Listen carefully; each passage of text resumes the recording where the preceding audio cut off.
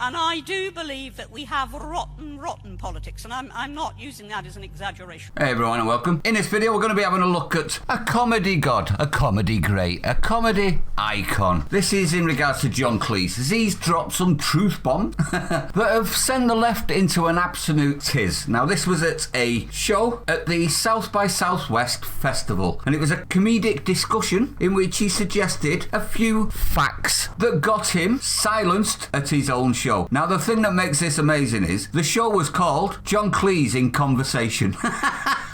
So because he's had a conversation that the organisers didn't like, they took the mic off him. Absolutely ridiculous. So I thought we'd have a go through exactly what he said, because I can't find any factual untruth whatsoever. So they're actually getting all uppity and removed him from his own show at a comedy event for telling a joke. Now this was in reply to a joke from Dulce Sloan, and he was replying and riffing her joke, and her joke was about colonialism. So it isn't as if he just came off the bat and said these words. It was in reply to a colonialism joke, and this was, as the media have reported, Dulce Sloan is black. Not that that matters to anyone but the media, but it seems to them, replied and remarked to the joke of colonialism with this: forget the British Empire was the basic political unit of organisation for 6,000 years. The British didn't start colonising. Indeed, colonisation and empire building was conducted not only by the British, but by the French, Russians and other European peoples, but by non-white civilizations as well, such as that of the Arabs, which spread by conquest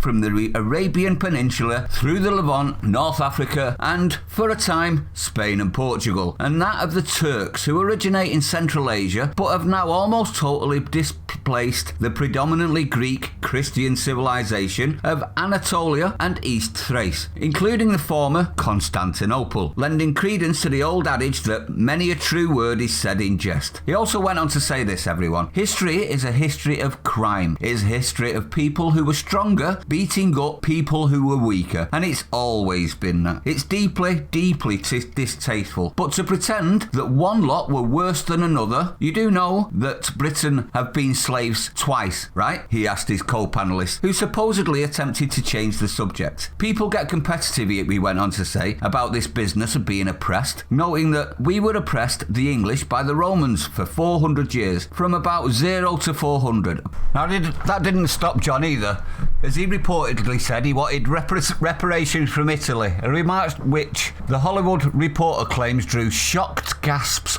Shocked gasps, really? I wonder why. And from the French, noting that the Normans came over in 1066. They were horrible people from France, and they came and colonised us for 30 years, actually a lot longer than that. We need reparations there too, I'm afraid. Britons were also carried off into slavery in significant numbers by the Vikings and the Barbary pirates of North Africa for hundreds of years. Although Cleese did not get around to mentioning them, the Sloan took away his microphone shortly after the reparations exchange, so they couldn't handle the truth and decided to silence him at his own show. Cowards is what that screams to me. You bunch of cowards. Defeat him in his arguments or silence him. Silencing him just proves to the world you're scared of what he says.